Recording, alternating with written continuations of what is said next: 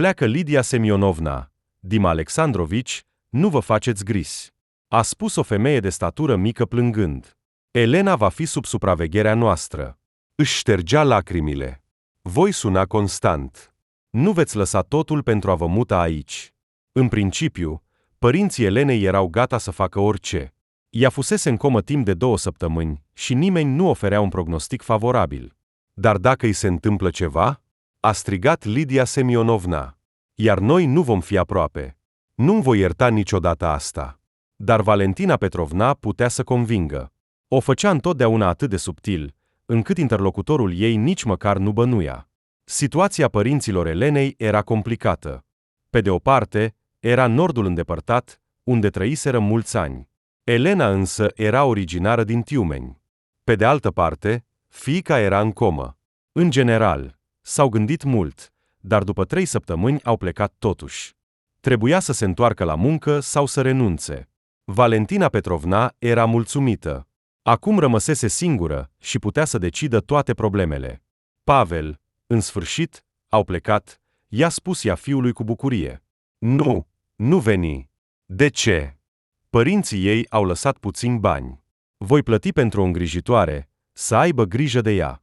Valentina Petrovna, fericită, se întorcea acasă. Rugăciunile ei fuseseră ascultate. Ce mult își dorea să-și elibereze fiul de această Elena. Noaptea nu dormea, se gândea cum să scape de ea. Și iată, un accident nefericit care a pus totul la locul lui. Gândindu-se că peste o lună ea nu va mai fi, Valentina Petrovna se bucura. Acolo, Pavel al meu va trăi măcar normal, altfel această broască nu-i dădea pace. Cât a suferit el din cauza ei. S-a agățat de el ca un laț și nu-l lăsa. Și doar totul îi strângea gâtul. Femeia a deschis ușa apartamentului ei și a intrat cu un zâmbet mulțumit. Valentina Petrovna era sigură că acum toate suferințele ei s-au terminat. Nu mai era monstrul care o opresa. Mama lui Pavel era chiar convinsă că Elena plănuia să o otrăvească. Femeia se temea că într-o zi o va otrăhi. Și, judecând după comportamentul nurorii, asta era adevărat. Acum 5 ani, vremea era atât de frumoasă încât nu doar că voiai să trăiești, voiai să zbori în cer și să plutești. Tinerii ieșeau pe stradă, cineva stătea pe iarbă, cineva își ștergea pantalonii pe bănci, parcul vuia. Chiar și albinele care polenizau florile de mai nu făceau atâta zgomot ca băieții. Dar nu erau singurii. Acolo și aici se auzeau vocile cristaline ale fetelor. Ei, ajunge să stăm, a sărit un băiat cu părul deschis. În venele lui fierbea sângele amestecat cu hormoni. De ce am venit aici? Să ne cunoaștem cu fetele? M-am săturat de discuțiile astea despre institut. Doamne, am uitat de el ca de un coșmar. Ei, tu, Nicolae, idiotule. Examenul de stat se apropie. Cineva i-a amintit. Nu pot dormi. Mă gândesc cum să trec examenul. Mihail, Doamne, ești prost. A râs Nicolae. Crezi că cineva dintre noi va pica? Ne-au suportat 5 ani doar ca să ne arate la examenul de stat? Nu sunt chiar atât de proști. Deși în legătură cu Martinova și Grimza am îndoieri. La aceștia nu e totul în regulă cu capul. Poate că astăzi să nu vorbim despre asta? A suspinat Pavel. Cum ați ajuns să mă enervați? Ei, bine, asta e la tine. Mama ta probabil a făcut deja aranjamente pentru tine. Nu s-a sfi Nicolae. Interesant, ai fi terminat institutul dacă nu era ea? Și ea stătea la cursuri? A murmurat un coleg. Și, în general, faptul că mama mea lucrează la institut nu înseamnă nimic. Ea e contabil, nu profesor. Ei bine, asta nu schimbă nimic. Chiar și cu Martinov este pe tu. Un alt tânăr s-a ridicat de pe bancă. Bine, hai la cafea. Mie foame. 4 s-au îndreptat spre locul lor preferat. Au avut noroc. Parcul era la 1 kilometru de clădirea lor. Acolo studenții stăteau adesea după cursuri. Dar cum nu mai studiau, se întâlneau din când în când pentru a discuta problemele curente. Tinerii râdeau vesel când în fața lor a apărut o mulțime similară, dar din reprezentantele sexului frumos. Economiste, nu-i așa? A trecut Nicolae cu mâna prin păr. Ei, bine, toată lumea să se pregătească. A ieșit în față. Doamnelor, pardon, mademoiselle, a spus el, făcând o reverență, nu ne ajutați pe săracii studenți? A întins către ele o șapcă întoarsă. Nu aveți deloc rușine, a chicotit una dintre ele. Chiar așa, băieții ne cer bani. Și ce legătură au banii? A răspuns Nicolae serios. Se vede imediat că nu sunteți filologi. Și eu, între noi fie spus, am arătat o reverență. Așa se invita înainte în hanuri. Noi nu mergem prin hanuri, a râs una dintre necunoscute. Așa că, vă rog, domnule, trebuie să plecăm. Domnișoare, de ce să ne grăbim? Noaptea vremea șoptește, hai să stăm puțin. Nicolae și-a continuat spectacolul. Eu, între noi fie spus, sunt conte de generația a cincea. Excelența voastră a ieșit în față o fată neobservată. Noaptea ne așteaptă o altă instituție. A arătat spre institut. Ne vedem la bal. Sunt de acord, a sărit băiatul la ea. Ne place să ne distrăm, unde și când. Bine. Prima necunoscută și-a sprijinit mâinile pe șolduri. Astăzi la 8 la Pantera Roz. Vei putea, domnule, să participi la un astfel de eveniment? Ei bine, nu voi veni singur. S-a uitat întrebător la băieți. Acceptăm provocarea. A răspuns el în numele lor. Fetele au plecat râzând înainte. Așa s-a desfășurat întâlnirea care va schimba viața tinerilor, cel puțin a unora dintre ei. Clubul de noapte deja vuia. Băieții așteptau cu toții fetele invitate. Nu vor veni, a dat din mână Pavel. Una dintre ele semăna cu un șoarece cenușu. Pariez că vor apărea, a întins mâna prietenului său Nicolae. Pe ce pariem? Pe bani, desigur, a râs el. Pot bea bere și fără tine. Sunt de acord. Mihail, hai, sparge, 10 de la tine. I-a făcut cu ochiul Pavel lui Nicolae. Am un instinct, știi tu. Exact la 9, lângă intrare s-au adunat fetele. Se uitau speriate în jur. Dintre ele, doar una știa foarte bine acest loc. De ce vă comportați ca niște sălbatici? A râs Polina. Hai, ei stau acolo, i-am recunoscut. Lidera companiei s-a îndreptat spre o masă din spate, Nicolae a zâmbit. A făcut un semn cu mâna că Pavel a pierdut. Ei, de ce nu ne întâmpinați? S-a uitat fata la tânărul înalt. I-a plăcut imediat. Sincer să fiu, am pariat că nu veniți, a răspuns Pavel cu tristețe. Interesant. Și de ce nu ar fi trebuit să venim? Noi v-am stabilit întâlnirea, nu voi pe a noastră, a râs Polia. Ei bine, veți face cunoștință cu noi sau nu? Voi face toate prezentările, a sărit la ea Nicolae. Încep cu tine, Nicolae, umilul tău servitor.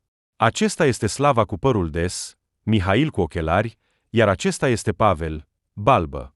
Da, aveți o companie bună, în vocea Polinei se auzea o provocare. Ei bine, acum eu. Focosa Polina, a arătat fata spre ea, fata modestă Elena, sprintena Ecaterina și studenta exemplară Clara. Hei, nu cumva tu ai furat clarinetul lui Carl? A întrebat Nicolae imediat fata. Nu, a fost bunica mea. M-au numit după ea. A râs ea.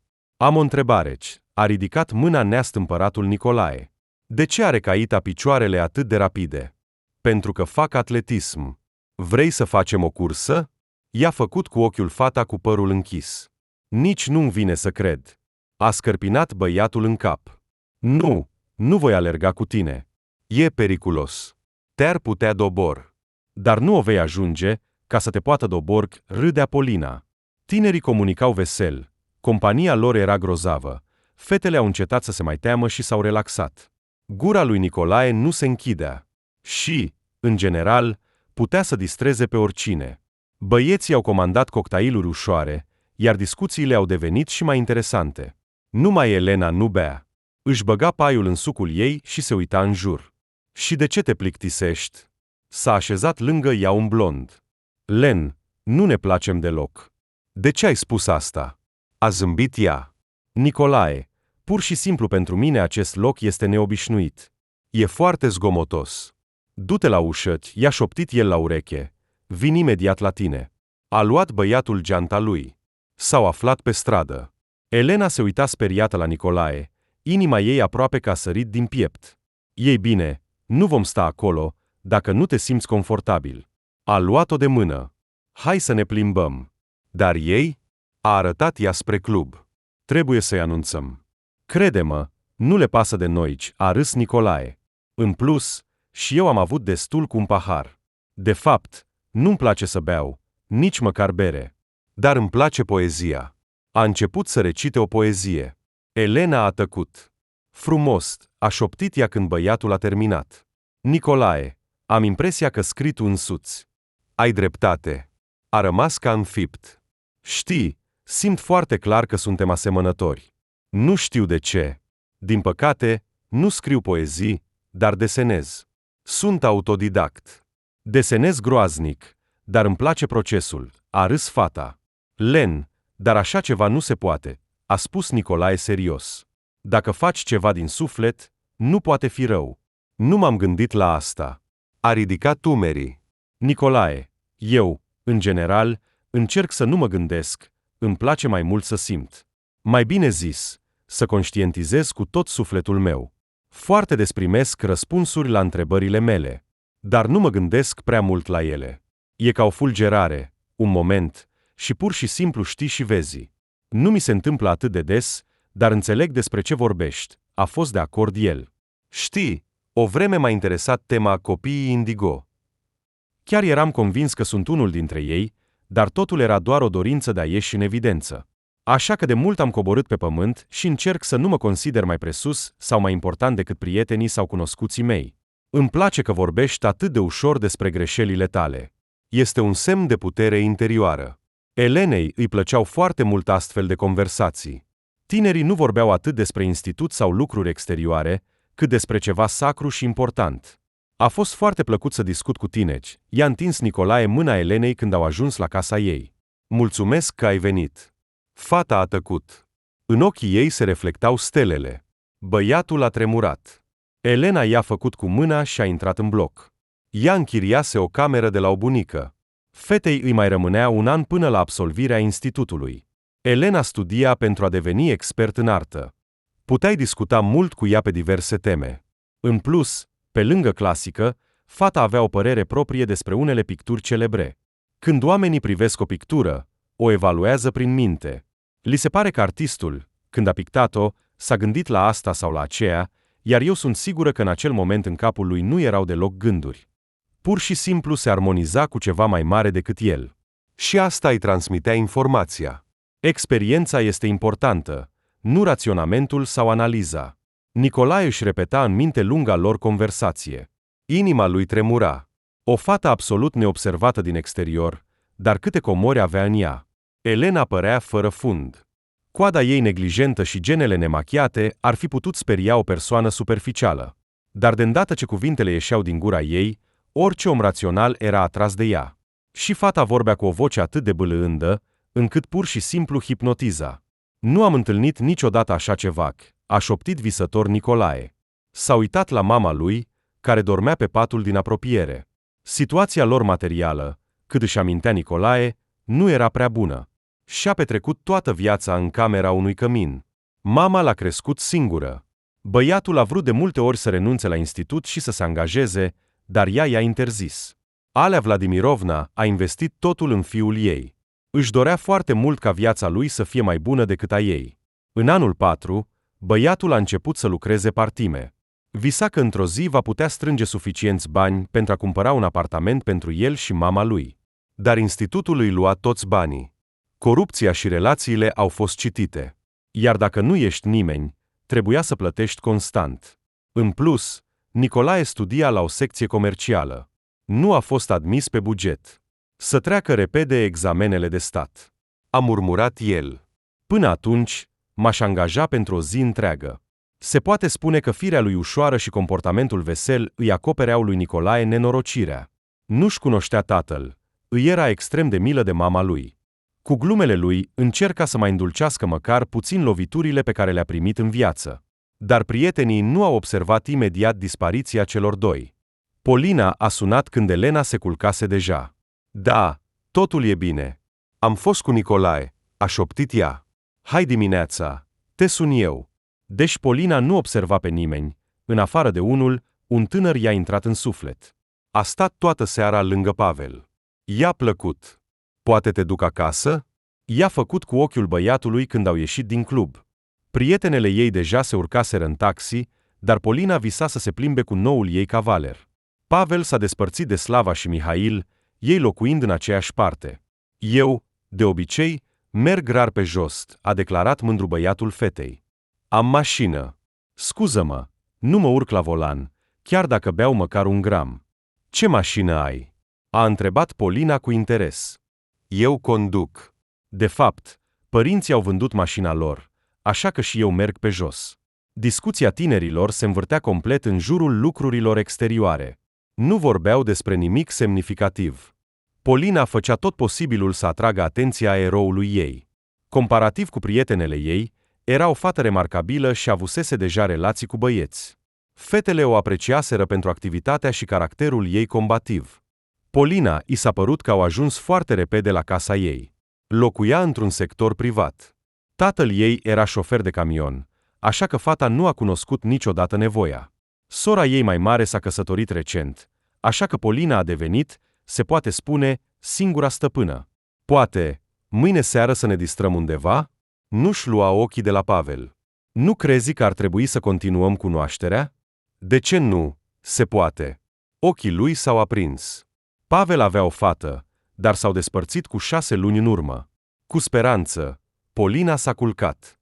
Voia să fie cu Pavel. Fata nu avea nicio îndoială că exact pe el l-aștepta. A sosit ziua următoare.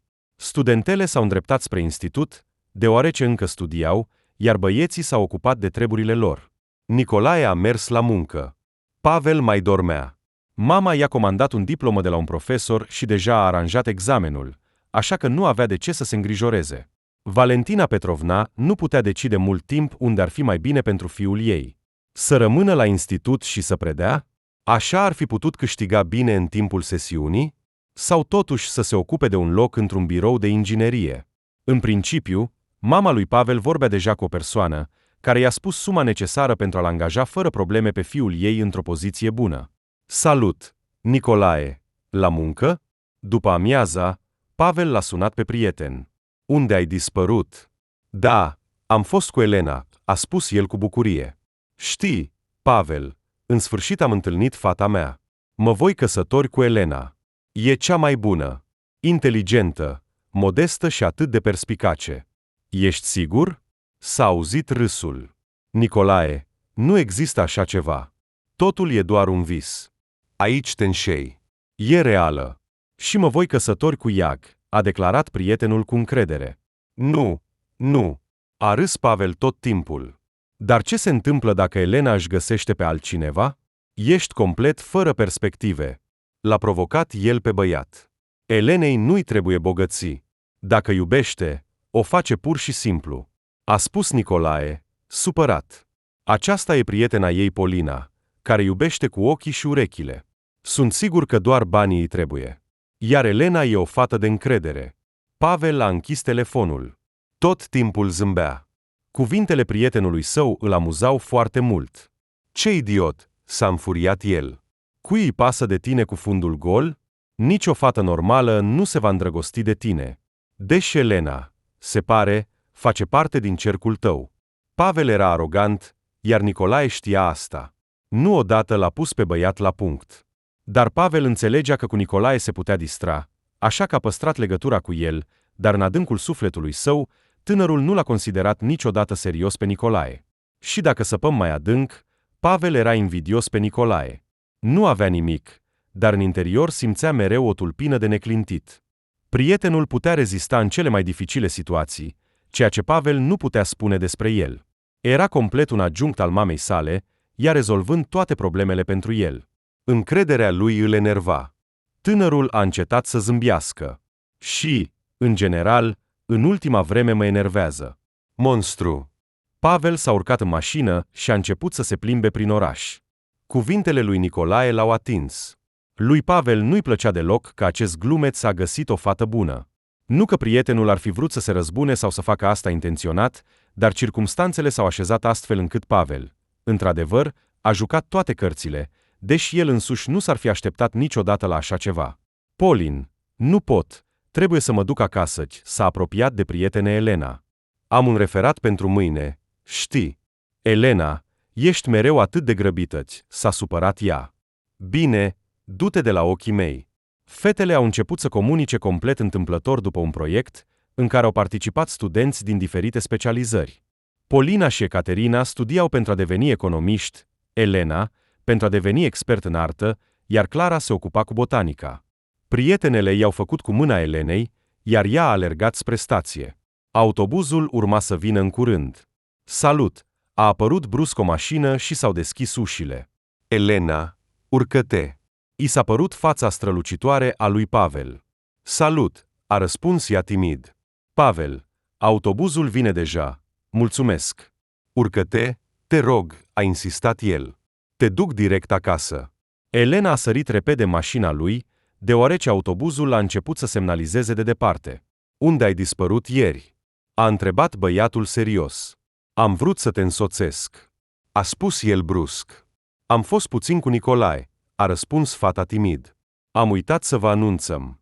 Elena, nu vreau să mint, mi-ai plăcut foarte mult, a spus Pavel cu ușurință. Fetei i s-a părut că e un joc. Serios? Nicolae m-a anticipat, așa că astăzi voi fi primul. Ce vrei să spui? A întrebat ea încet. Pavel, nu te înțeleg, s-a agitat ea în scaun. Elena, vreau să te invit într-un loc liniștit. Obiecțiile nu sunt acceptate. A adăugat el, când a văzut că fata voia să spună ceva. Voi veni să te iau la ora 8. E prea târziu? Nu, a ridicat umerii ea. Pavel, am un referat pentru mâine, trebuie să lucrez. Pe ce temă? A întrebat el cu interes. Nu te sfii, vreau să te ajut. Elena i-a povestit despre ce urma să scrie. De fapt, nu înțelegea ce voia băiatul de la ea. Bine, la ora 8 referatul tău va fi pe birou, iar noi între timp vom merge să ascultăm muzică live. I-a făcut cu ochiul Pavel când au ajuns la casa Elenei. Ei bine, să vedem cât de încredere e, a râs tânărul când Elena a intrat în bloc. Pavel se distra de toată această poveste, dar nu voia să se oprească. A sunat repede unei persoane și i-a comandat o lucrare. A plătit dublu pentru urgență. Cred că asta o va convinge că am intenții serioase. Mergea spre Elena și se uita la dosarul cu paginile tipărite. Tânărul aștepta cu nerăbdare să vadă ce impresie va face asupra Elenei. I-a întins el lucrarea. N-am avut o clipă de odihnă, m-am străduit pentru tine. Mulțumesc, a palidit fata. Pavel, dar asta-i. Elena, hai să nu mai vorbim. A luat-o de mână. Du-te și ia-ți lucrurile și hai la cafea, a cerut el. Fata a alergat la etajul 3. Cu ochii a citit rândurile, a fost impresionată de cât de bine se pricepea băiatul la artă. Desigur, Pavel nu era prost. El a citit și el acest blestemat raport. Trebuia să strălucească cu mintea lui. Ce să mai zici, un oarecare Nicolae. Iată-le, da, așa este. Nu a întâlnit niciodată pe cineva atât de deștept ca Pavel. Și adevărat, în acea seară, Pavel nu a făcut altceva decât să o uimească. Fata stătea cu gura căscată de uimire. Adevărat, el a citat în principal oameni celebri, dar chiar și asta a fost mult pentru un om obișnuit. M-ai uimit pur și simplu, a recunoscut Elena. Te pricedi atât de bine la unele lucruri. Nu a început să pună întrebări sugestive, așa că lui Pavel i-a mers bine, altfel ar fi eșuat cu zgomot. Așa au petrecut tinerii un timp plăcut. La 11, Pavel a dus-o pe Elena acasă. Ea l-a mai mulțumit odată pentru raport. Ei bine, Nicolaen, a râs tânărul de prietenul său, dar tu ai spus că Elena ta se deosebește de celelalte. Elena era confuză. Intuiția ei îi spunea că în Pavel era ceva viclean și neclar, dar în mintea ei bătea. Dar poate el să fie o persoană rea? S-a întrebat ea. Pur și simplu, Elena nu se întâlnise încă cu astfel de manifestări la oameni, cum ar fi vicleșugul, principialitatea și obsesia de sine. În general, a trecut peste sentimentele ei. Pavel i-a spus că în weekend se vor întâlni cu toată compania. Dar ziua următoare a lăsat-o și mai confuză. Fata, de bună dispoziție, a mers la institut. La marele pauză, Elena s-a întâlnit cu prietenele ei. Ei bine, cum a fost raportul tău? Polina o privea cu un zâmbet sarcastic. Probabil a stat toată noaptea scriind. Nu era în spirit bun. Ieri, Pavel promisese că o va lua, dar ea l-a așteptat până la 11. Nu avea numărul lui, așa că Polina a decis să nu se agite, iar băiatul nu i-a cerut numărul. Da, Pavel m-a ajutat, a declarat prietena ei pe neașteptate. Mi-a scris raportul. Am fost împreună să ascultăm muzică live. Pavel a venit la tine? Polina o privea șocată. Nu, minți. Paul, de ce să mint? A râs Elena vesel. El a propus să mă ajute când m-a dus acasă. Ne-am întâlnit din întâmplare. Din întâmplare, spui? Prietena s-a făcut brusc serioasă și s-a întors. O apuca dorința de a-i spune Elenei tot ce credea despre ea. O urâciune teribilă. Se revolta ea în sine. Cui îi pasă de tine? Dacă nu eram eu, nimeni nu s-ar fi uitat vreodată la tine. Pavel a spus că ne întâlnim sâmbătă la cafeneaua Gisele. Nu doar Polina a fost surprinsă în acea zi. Pavel a decis să acționeze și el. Nicolaen, salut! S-a apropiat de cămin. Ascultă, prietene, vreau să mă sfătuiesc cu tine. Salut! I-a întins mâna. Să nu dureze mult, căci mă pregătesc pentru muncă. În general, nu știu cum să-ți spun, s-a scărpinat el pe cap. Ieri, lângă institut, am văzut-o pe Elena, s-a apropiat de mine, mi-a mărturisit dragostea. Am ajutat-o cu raportul, am stat ieri seară la o cafenea. Elena ți-a spus asta? S-a făcut palid. Nu-mi vine să cred. Vrei să o întregi? Am ascultat muzică live, am vorbit despre artă. Se străduia să vorbească convingător și prietenul. Ai vorbit despre artă? A râs isteric Nicolae. Dar tu nu cunoști niciun artist. Degeaba mă jignești. A lăsat Pavel capul în jos și a început să-i povestească lui Nicolae ce a fost scris ieri în raport. Prietenul a tăcut. Nu înțelegea cum a fost posibil așa ceva. Elena i-a dat clar de înțeles că le era bine împreună. Ne întâlnim tot sâmbătă. Fetele vor veni toate, a spus prietenul la revedere. Hai să ne vedem peste 2 zile. Hai, a zâmbit tânărul strâmb și a intrat imediat în clădire. Tot corpul lui tremura. Nicolae nu putea înțelege cum s-a întâmplat asta. Îi era extrem de dureros. Elena îi plăcea. Ea părea prietena lui. Dacă el o ajuta să scrie raportul, înseamnă că îi place, a concluzionat el. Tânărul nu știa încă ce va face. Dar când a venit sâmbăta, i-a spus lui Pavel că îl doare foarte tare capul. În general, nu a venit la cafenea. Unde e Nicolae? Căuta Elena cu privirea prietenul. Pavel, va veni? Fata și-a ținut respirația. Voia foarte mult să se întâlnească cu băiatul. Da, el se întârzie la muncă. Probabil nu va ajunge. Fără prea mult interes, a răspuns acesta, așa că vom sta fără el. Elena s-a întristat imediat. Un tânăr s-a așezat lângă ea și a îmbrățișat-o ușor pe umeri. Elena a tresărit. În acel moment, alte fete au intrat în cafenea. Elena a fost prima care a venit. Polina i-a aruncat o privire furioasă. Arătați-vă bine împreună, suna provocarea în vocea Polinei.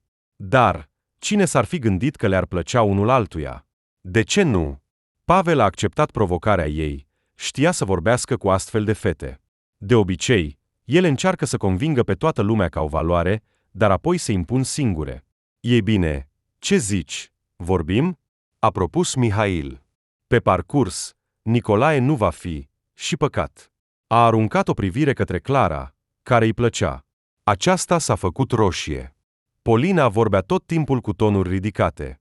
Se străduia să se controleze, nu putea accepta că această șoarece cenușie, Elena, i-a furat băiatul. Elena nu se simțea prietena lui Pavel. Da, stăteau împreună în cafenea, dar asta nu însemna nimic.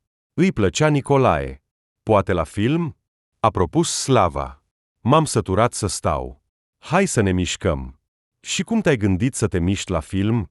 A râs Pavel. Putem pur și simplu să ne plimbăm prin oraș. Tinerii au ieșit pe stradă. Polina mergea lângă Slava și râdea tare. În esență, acesta era un semn de protest. Totul în ea protesta împotriva acestei absurdități. O interesa un singur lucru. Cum a putut Pavel să-i acorde atenție Elenei? În acea seară, ea stătea și privea cum băiatul îi propune prietenei ei să se așeze în mașina lui. Toate celelalte fete au chemat un taxi. Doamne, cât de mult o urăsc! Refuzând să meargă cu taxiul, a alergat spre casa ei. Lacrimile curgeau pe obrazii ei. Polina era gata să o omoare pe Elena, pentru că i-a luat cel mai prețios lucru. Pavel putea să ia imediat toate fetele. Fata se rușina. Altfel, mă simt ciudat. Lasă-mă. Suntem doar prieteni. Data viitoare vei merge cu taxiul, iar eu o voi duce acasă pe o altă fată. Până la urmă, și noi avem drum împreună. Și totul părea ciudat. Nu voia ca toată lumea să creadă că între ea și Pavel este ceva serios. De îndată ce au plecat, privirea îndrăgostită a băiatului s-a stins imediat. Vorbea cu fata de parcă erau vechi cunoscuți. Elena nu-i plăcea că Pavel îi acordă ei mai multă atenție decât altora. O surprindea și comportamentul Polinei. Și doar un băiat înțelegea ce făcea. Pavel simțea bine ce se întâmpla cu Polina. Îi plăcea că ea era atrasă de el. Dar pe Nicolae îl cunoștea de mai mult timp, ceva îl mânca în interior. Nu lăsa în pace acest băiat. În interior, îl vedea pe Pavel ca pe un dușman. Trebuia să fie distrus. Dar nu în sens direct, ci psihologic. Lângă prieten, băiatul se simțea mereu inferior. Ei bine, totul decurge conform planului, își freca el mâinile. Trebuia să continue jocul. Nicolaen, salut, i-a scris prietenului. Ce mai faci? Deja bine. Ei bine, mă bucur pentru tine. Păcat că nu ai venit cu noi. Ne-am distrat atât de bine. Desigur, am fost. Fetele au venit toate. Elena a fost. Îți jur, s-a îndrăgostit de mine. Am dus-o acasă. Astăzi mi-a mărturisit că îi plac. Ei bine, ce să fac? Este o fată bună. Așa că pentru familie va fi cea mai bună. Nicolae a înghițit. Nu se gândea că Pavel va construi planuri atât de îndepărtate pentru Elena. Așa că, așa să fie. Nu o voi împiedica. Dacă ea îl iubește, înseamnă că nu este destin. Fiecare cuvânt a rezonat cu durere pentru Nicolae. A trecut o săptămână. Pavel nu a văzut-o pe Elena. S-au înțeles să meargă la centrul comercial vineri. Fata voia să cumpere un aspirator. Părinții i-au trimis puțini bani. Pavel s-a oferit să o ajute. Elena stătea lângă institut. Clara și Ecaterina s-au apropiat de ea. Polina a trecut pe lângă ele, de parcă nu le-ar fi observat. Polia. A alergat Elena după ea. Polina. Ce ai? Au alergat celelalte prietene după ea. Puteți să mă lăsați în pace? A strigat ea furios și s-a îndepărtat de ele. Ce are cu ea? S-a întrebat Elena. Poate s-a certat cu profesorul. Bine că Polina nu studia în aceeași clasă cu Elena. Nu își putea imagina cât de mult o urăște Polina. Pavel a văzut cum Polina s-a îndreptat spre parc. S-a parcat și a mers după ea. Nu au trecut examenele. Băiatul avea note excelente. Mama s-a străduit. Salut! A ajuns din urmă Polina. Unde alergi așa? Se pare că picioarele rapide nu sunt ale Ecaterinei, ci ale tale. Lasă-mă în pace. L-a împins fata. Atunci du-te la Elena ta. Cum ai putut să te cobori atât de mult încât să-i acorzi atenție? Și tu nu ești gelos? A zâmbit tânărul. Polina, ce? Te-ai îndrăgostit de mine? Nu, idiot! A strigat ea furios. Nu am nevoie de un astfel de prost ca tine. Asemenea, ca Elena, sunt pentru tine. De ce mă vrei? A spus tânărul cu furie. Și eu nu voi acorda nicio atenție. De ce am nevoie de tine? Uită-te la tine. Am cunoscut băieți de 100 de ori mai buni decât tine. Chiar dacă ai fi ultimul pe pământ, nici atunci nu aș accepta. Fata s-a întors și a plecat. Proastă, vom vedea noi, a șoptit Pavel. Încă vei veni la mine. Băiatul era prea încrezător în sine. Știa că Polina nu va pleca nicăieri. Nu a fost niciodată o fată care să-l părăsească. Toate alegerile sale le-a lăsat întotdeauna. Între timp, Elena s-a despărțit de prietenele ei, toate erau confuze din cauza Polinei. Fata era în gânduri. Nu se uita în jur. Nicolae se grăbea spre institut. L-a observat imediat. Prima lui gândire a fost să treacă pe cealaltă parte. Totuși, trebuia să accepte acest șoc. Elena a ridicat brusc ochii și l-a văzut. A sărit aproape de bucurie. Nicolae, salut! S-a oprit ea. Ce mai faci? Pavel a spus că ai fost bolnav. Deja mai bine, s-a făcut el roșu. Merg la institut. Ce mai faci? A întrebat el pe fugă. Am vrut să te văd. Noi cu Pavel. Nu a terminat și s-a oprit. Elena, te rog, dar mă grăbesc. Prietena mea s-a întors. A fost în stagiu timp de 6 luni. A anunțat brusc băiatul. Elena s-a făcut palidă. Nu știa că Nicolae avea o prietenă. Fata și-a cerut scuze și a plecat. Naiba, de ce am spus asta? S-a certat el. Așa va fi mai bine. Dacă ea îl iubește pe Pavel, nu vreau să mai comunic cu ea. De ce să construiesc false speranțe? A fost foarte dureros. Dar Nicolae a decis că, de acum înainte, Elena pentru el a murit. A apărut odată pe orizontul lui și a dispărut. Așa zboară cometele pe cer și dispar în neant. În acea seară, Nicolae a distrus toate poeziile pe care le-a dedicat iubitei sale. I s-a părut că se simte mai bine. Trebuie să mă împac cu asta și să continui să trăiesc, își spunea el. Încă o voi întâlni pe fata mea. Așa s-a stins focul care nu a reușit să se aprindă. Într-o lume plină de egoism și arogantă, aceasta nu este o raritate. Câte destine au fost distruse din cauza capriciilor sau principiilor cuiva. Dar, după cum se știe, astfel de jocuri nu duc niciodată la bine. Dar astfel de oameni nu se liniștesc atât de ușor. Așa a fost și cu Pavel. Ei bine, părea că ar trebui să-l lase pe Nicolae în pace. Totul, ai distrus dragostea lui. Dar lui nu era de ajuns. A apărut, ca și cum nimic nu s-ar fi întâmplat, lângă prieten. Nicolae ieșea deja de la șef. Prieten, mă bucur să te văd. I-a strâns mâna cu toată puterea. Ei bine, ce mai faci? Mâine merg cu Elena în centru. Vreau să-i cumpăr un aspirator nou. Mă bucur pentru voi, a murmurat prietenul. Pavel, îmi pare rău, dar nu mă interesează viața ta personală. Ce? Ești gelos pe mine? I-au tremurat umerii. Nicolae, știi, chiar dacă ești prietenul meu, nu sunt vinovat că nu ai reușit cu ea. Văd că mă urăști. De unde ai tras concluzia asta? Uite câte fete sunt. Dacă nu a mers cu una, va merge cu alta. Nicolae încerca să se controleze.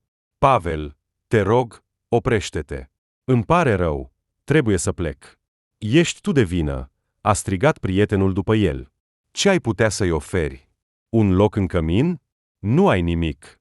Ei bine, recunoaște, ești deja în asta. În cele din urmă, Pavel a reușit să spună ceea ce a încercat să ascundă atât de mult timp. Nicolae, un sărăntoc, un eșec, care nu va reuși niciodată în viață. Acesta a fost verdictul său, iar Pavel nu avea nicio îndoială că este corect. Ei bine, du-te cu mașina ta și cu mama ta. Nicolae se înfuria în sine. Nu am nevoie de un astfel de prieten. Și, în general, nu mă interesează ce ai cu Elena. Idiot. Așa e. Știu care îți este locul. Tânărul a zâmbit mulțumit și a început să cânte o melodie. Se simțea bine. În sfârșit, a reușit să-l învingă pe prietenul său. Nicolae a fost învins. Acest snob nu va mai putea ridica capul. Nicolae nu s-a considerat niciodată un pretendent la rolul de lider. Toate temerile lui Pavel au fost zadarnice. Acum rămânea cel mai important lucru, să decidă ce va face cu Elena. Că ea era complet în mâinile lui, nu avea nicio îndoială. Băiatul era sigur că soarta ei depinde de dorințele lui. Așa va decide, așa va fi. Mama, s-a apropiat el seara de Valentina Petrovna, probabil mă voi căsători, a șocat-o. Ai înnebunit, a sărit ea, tocmai ai terminat institutul. Fata este calmă, o vei educa după tine. Nu a ascultat protestele ei. Cu o astfel de fată, poți divorța în orice moment. Ma, lasă-mă să mă simt fericit ca un cap de familie. Dacă nu-mi place, o voi da afară imediat. Pavel, oricum este prea devreme, oricât de înger ar fi. Nu a fost de acord mama. Dar această idee s-a înfipt atât de adânc în mintea băiatului încât nu voia să-l lase în pace. Aproape 2 săptămâni a comunicat cu Elena. S-a uitat la ea și a realizat că nu va găsi o candidatură mai bună pentru rolul de soție. Elena este loială, de încredere, și dacă o îngrijim puțin, chiar și drăguță, a decis tânărul. Și iată că, seara, a invitat-o la o cafenea. Elena suferea pentru că se îndrăgostise de Nicolae, așa că a încercat să-l uite prin acest mod dovedit. Elena, a luat-o de mână Pavel. Nu vreau să mint, ești foarte dragă mie, și dacă nu te deranjează, aș dori să te prezint mamei mele. Ea știe de mult despre tine. Fata s-a făcut roșie. Băiatul o curtează frumos, nu știa ce să-i spună. Am cele mai serioase intenții față de tine, a adăugat el, pentru ca Elena să accepte propunerea lui. Bine, a lăsat fata ochii în jos. Pavel, mulțumesc că ești sincer cu mine. Apreciez foarte mult această calitate. Valentina Petrovna s-a pregătit temeinic pentru vizită. Simțea că fiul ei este foarte serios. Și cum mama era centrul controlului și conducerii în viața lui, ea trebuia să știe totul. Bună ziua! A salutat-o ea pe Elena. Cât de bucuroasă sunt să te văd, am auzit atât de multe despre tine, Pavel nu mai tace despre tine. Elena era foarte rușinată, dar tânărul i-a luat mâna. Fata s-a liniștit puțin. Desigur, Valentina Petrovna s-a comportat ca și cum ar fi primit o adevărată regină, toată atenția ei era îndreptată spre Elena. Dar, când a plecat, ce este asta? Nu și-a putut stăpâni emoțiile. Pavel, ai înnebunit? De unde ai scos-o? A stat cumva 100 de ani pe gunoi. Nimănui nu-i trebuia. Și tu, prost, ai luat-o? Nu începe. Elena este o fată bună. Am încercat să-mi restabilesc reputația, fiule, și ea va fi soția mea. Numai peste trupul meu a început să fluture mâinile Valentina Petrovna. Nu voi permite asta niciodată. Dar a trecut timpul și ea însăși nu a observat cum, după 6 luni, a acceptat totuși asta. Părinții Elenei au fost foarte surprinși de decizia ei. Fata voia să se dedice științei, să se înscrie la doctorat. Îl iubesc, a răspuns ea tatălui. Tată, Pavel va avea grijă de mine. Și eu voi lucra. Valentina Petrovna nu putea să-și piardă fața. Nunta a fost splendidă. A obținut un apartament de la Institut pentru Vechime. De fapt, Pavel nu a știut despre asta până la momentul înregistrării.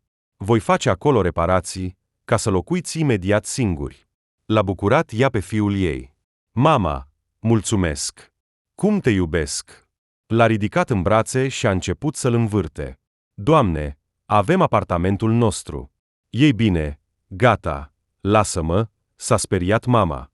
Altfel, voi muri în ziua nunții tale. Și te vom resuscita.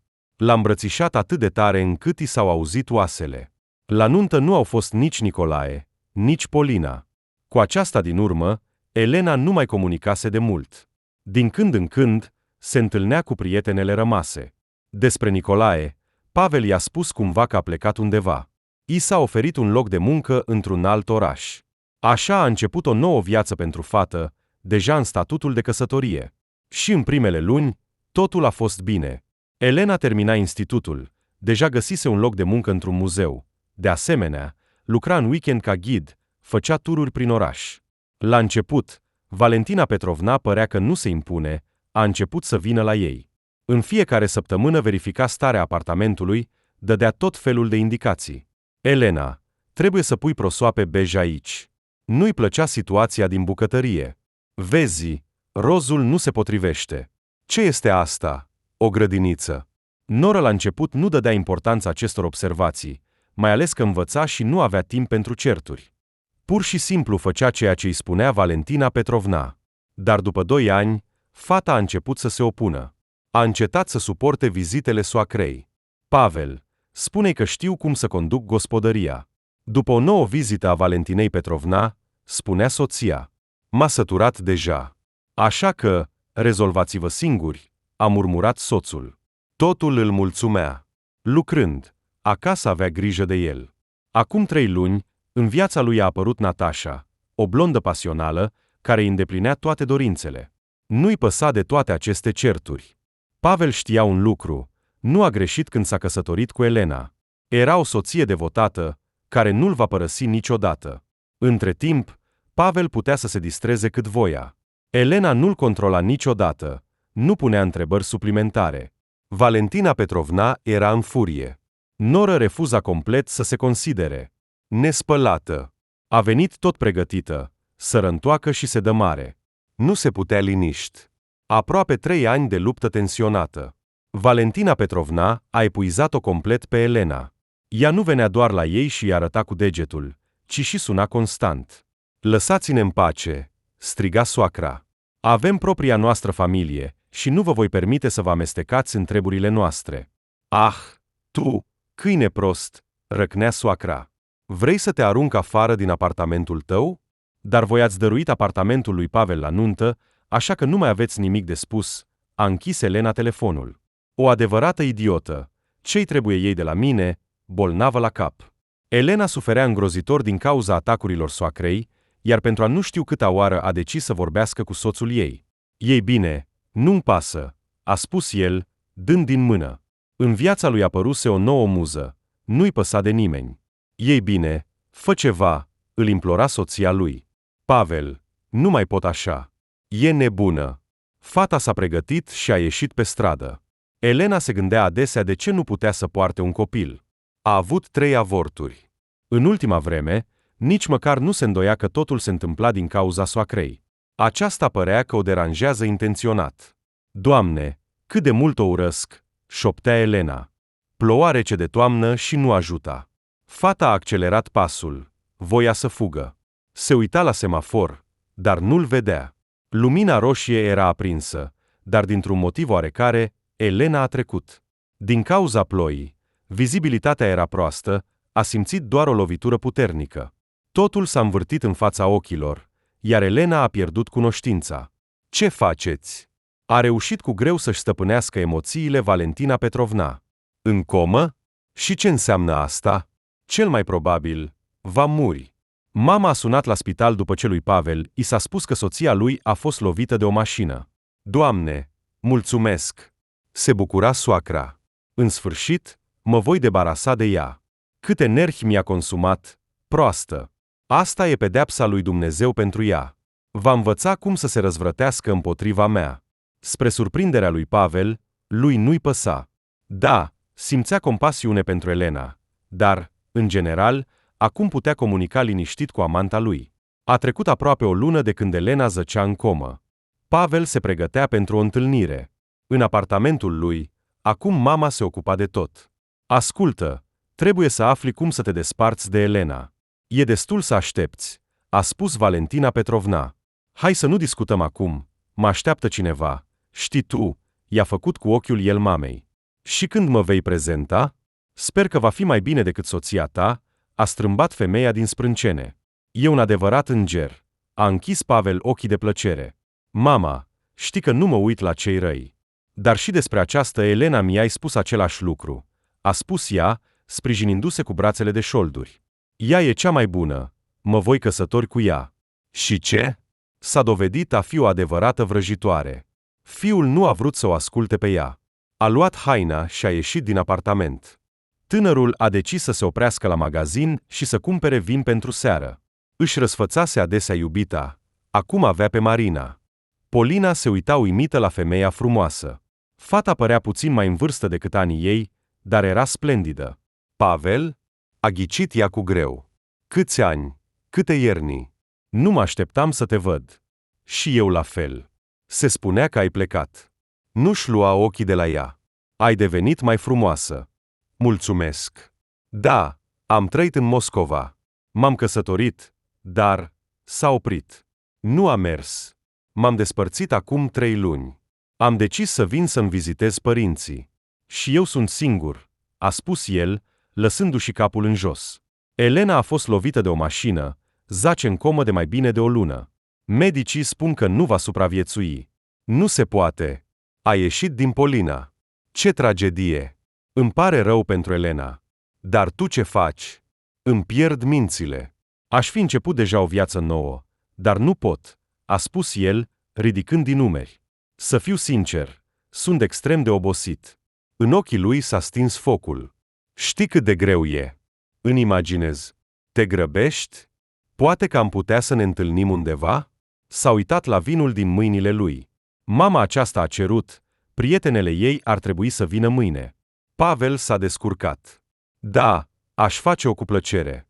Vreau să vorbesc cu cineva. Vechii cunoscuți au intrat într-o cafenea confortabilă. Amanta lui Pavel a sunat deja de câteva ori, dar el i-a blocat numărul. Pavel a realizat că Polina îl atrăgea mai mult decât orice Marina. Fata s-a transformat într-o doamnă de societate, care arăta uimitor. Polina îi povestea tânărului despre viața ei. Râdea tare, atrăgând atenția bărbaților. Pavel a înțeles imediat că făcea asta intenționat, ca să înțeleagă cât de importantă era pentru el. Și vechiul cunoscut s-a implicat rapid în jocul ei. Polina nu suferea din cauza atenției masculine, dar vechea simpatie pentru ea a revenit repede. Așa se întâmplă cu cei care fură fericirea altora, nu-și lua ochii de la Pavel femeia. A Elena m-a furat pe tine. Și cum s-a terminat totul? Nici nu a trăit, nici nu mi-a dat. Ei bine, poate că nu e prea târziu, a spus Pavel, privind-o cu un ochi ucigaș. Știa cu siguranță că fetele erau nebune după el. Pola a tăcut. A zâmbit doar misterios. În esență, nu se îndoia că acum Pavel va fi cu ea. Ei bine, hai să ne despărțim? S-a apropiat prietena de tânăr și și-a deschis brațele. Pavel a simțit că o ia razna, simțind corpul ei. A înțeles că a căzut și pentru mult timp. Polina îl înnebunea. Ai vreo planuri pentru mâine? A aruncat el neglijent, dar vocea îi tremura, trădând o mare neliniște. Încă nu știu. Sună-mă mâine. I-a întins lui vizitcardul ei. Poate că voi găsi timp. Doamne, ce femeie! Sângele lui Pavel fierbea când mergea acasă. O adevărată regină. Ce prost am fost! Să o schimb pe Polina pe asta? Și-a amintit de soția lui. O ființă cenușie, fără coloană vertebrală. Pavel nu mai avea nicio îndoială că vrea să fie doar cu Polina, iar a doua zi s-a întâmplat ceea ce i-a confirmat toate bănuielile. Ești cea mai bună femeie din lume. O îmbrățișa el pe amanta în hotel. Pola, ești a mea. Nu te voi da nimănui. Femeia râdea fericită. Îi plăcea că Pavel era la picioarele ei. De data aceasta nu voi crede cuvintele tale. A strâns ea ochii. Trebuie să-ți dovedești dragostea. Ce vrei? Nu-și lua ochii de la ea tânărul. Pentru tine voi face totul. Căsătorește-te cu mine, a răspuns Polina simplu. Atunci vei dovedi că ești un bărbat adevărat. Salut, fiule. Mama s-a aruncat asupra băiatului. Doamne, cât de mult mi-a fost dor. Și mie, l-a îmbrățișat Nicolae.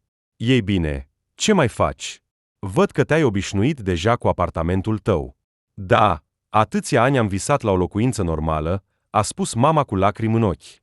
Mulțumesc, fiule. Nicolae lucra în străinătate. Avea un contract de 3 ani.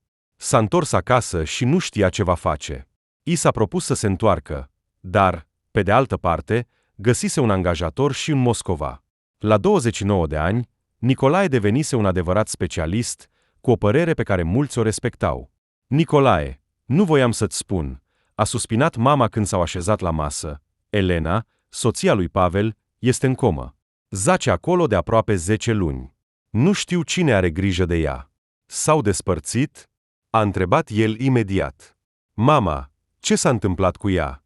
A fost lovită de o mașină. Ea a fost vinovată. A răspuns mama cu tristețe. Îmi pare rău pentru fata asta. A doua zi, Nicolae s-a dus la spital. Când a văzut fața palidă a Elenei, inima lui s-a strâns. Nu s-a schimbat deloc. Ștergea lacrimile. Era la fel ca un copil. Tânărul s-a apropiat de doctor. A aflat toate detaliile despre starea fetei. Nu, nimeni nu o vizitează, a răspuns el imediat. Soțul plătește o asistentă, ea are grijă de ea. Dar medicamentele? A palidit oaspetele. Are nevoie de ajutor. Dar în ceea ce privește medicamentele, nu vor face nimic. Ori va muri, ori va ieși din comă, a suspinat doctorul. Așa, în detalii, îți voi da. Ai nevoie de scutece și câteva lucruri. Când am sunat ultima dată soțul ei, a spus că va aduce, dar asta a fost acum 2 luni. Nu a venit. Nicolae a cumpărat tot ce i-a spus doctorul. De asemenea, i-a dat bani asistentei, ca să poată cumpăra lucrurile necesare în caz de nevoie. Elena, mă auzi? A luat el fata de mână. Sunt eu, Nicolae. Mă mai ții minte? Din acea zi, Nicolae a fost în fiecare zi la Elena. Vorbea cu ea, îi citea cărți, îi dedica poeziile lui. Nici măcar nu voia să afle de ce soțul ei nu o vizita la spital. Cel mai important era că erau împreună. Și cum îți par acestea? A citit el o strofă. Am scris-o ieri seară. M-am gândit că îți va plăcea. Erau lumea lor și nimeni nu-i mai deranja. Așa au trecut aproape încă 2 luni. Nicolae a refuzat să plece, a decis să se dedice în întregime Elenei. După ce nu le-a mers, băiatul nici măcar nu a încercat să cunoască pe cineva. Deși în Olanda o nemțoaică era nebună după el, Nicolae nu a putut să o uite pe Elena. Și din nou a venit toamna. Afară era neobișnuit de frig. Nicolae s-a înfășurat în paltonul său. Gulerul nu-l ajuta. A alergat în spital. În jurul camerei Elenei se învârteau doctorii. Inima lui a căzut imediat în călcâie. A ieșit cu greu. Inima îi bătea nebunește, pentru că s-a gândit că Elena lui nu mai este. Fata zăcea pe pernă cu ochii deschiși. Cineva i-a pus o întrebare, iar ea a răspuns. Nicolae și-a acoperit fața cu mâinile și a ieșit din cameră. Plângea tare, nervii i-au cedat. După 15 minute, ședința s-a terminat și s-a întors la Elena. Salut, a spus el. Ea a deschis imediat ochii. Cum te simți? Mai bine, a zâmbit ea. Am auzit vocea ta, Nicolae. Mulțumesc. Pe obrașii ei au început să curgă lacrimi. Totul va fi bine, a spus el, atinându-i fața. Nu te voi părăsi niciodată. Știu, a șoptit ea și s-a lipit de palma lui. Cât de mult mi-a fost dor de tine. Nu ne vom mai despărți niciodată, a mângâiat el capul ei. Elena, te iubesc. Te-am iubit întotdeauna și te voi iubi mereu doar pe tine. Elena se recupera rapid. Soțului ei i-a spus doctorul, dar Pavel nu a venit. Elena a înțeles de mult că nu-i mai este necesară. Parțial înțelegea ce se întâmpla în tot acest timp. Nicolae, trebuie să mă întorc acolo, i-a spus ea prietenului când a fost externată. Voi lua documentele și tot. Bine, a fost de acord el. Te voi aștepta afară. Nu-ți face griji. Dacă e nevoie, te pot proteja. Elena a zâmbit, degetele ei subțiri au atins mâna lui. Fata și prietenul s-au urcat într-un taxi. Elena simțea o ușoară neliniște. Cândva a locuit aici, dar amintirile ei nu erau pline de bucurie. Fata a urcat la etajul 5. Ușa apartamentului lor era deschisă, niște oameni scoteau pungi. Elena a descoperit în ele lucrurile ei. Bună ziua! A intrat ea. Soacra a auzit imediat vocea neplăcută a soacrei. Ah, tu ești! S-a panicat Tanu și a revenit repede. Lucrurile tale vor sta afară. Poți să le iei. Ce? Ne mutăm eu și Pavel. A vrut să glumească Elena, dar fața Valentinei Petrovna s-a făcut de piatră. Vreau să-mi iau documentele. Sunt în dulap, pe raftul de sus, a răspuns soacra. Fata s-a îndreptat spre cameră. Acolo, pe noptieră, a observat imediat o fotografie. În ea, în rochie de mireasă, stătea Polina cu soțul ei. Iată documentele pentru divorț, i-a întins Valentina Petrovna. Deoarece aici nu-ți aparține nimic, nu vei primi nimic. Ei bine, le doresc tinerilor căsătoriți fericire, a luat oaspetele hârtiile și a ieșit din apartament. Elena s-a îndreptat spre Nicolae, plângând tare. Nu se îndoia că căsătoria ei a fost o greșeală, dar Pavel a depășit toate limitele. Elena, se potrivesc unul altuia, a suspinat prietenul. Amândoi sunt meschinii. Nu-i așteaptă nimic bun. Nicolae a dus-o pe Elena la el. În sfârșit, și-a ocupat locul în familia lui. După câteva luni, s-au căsătorit și au plecat la Moscova. Aproape un an, Elena s-a liniștit. Dragostea și grija lui Nicolae și-au spus cuvântul. La 30 de ani, a născut o fetiță. Fericirea soților nu avea margini. Iar viața Polinei cu Pavel decurgea complet prozaic. Foarte repede, tânărul s-a săturat de soția lui. Indiferent cât de frumoasă era Polina, Pavel nu era obișnuit să contrazică natura lui. A început să-și înșele soția. Dar Pola nu era o proastă. Nu era atât de orbă ca Elena. A înțeles aproape imediat că ceva nu era în regulă. Soția a plecat de la el. Apoi Pavel s-a pus în genunchi în fața ei, iar acest lucru se întâmpla constant. După 3 ani, Polina a înțeles că a avut destule trădări din partea soțului, a plecat. Mai târziu, avocatul ei a rezolvat problema divorțului, așa că fiecare a obținut în cele din urmă ceea ce merita.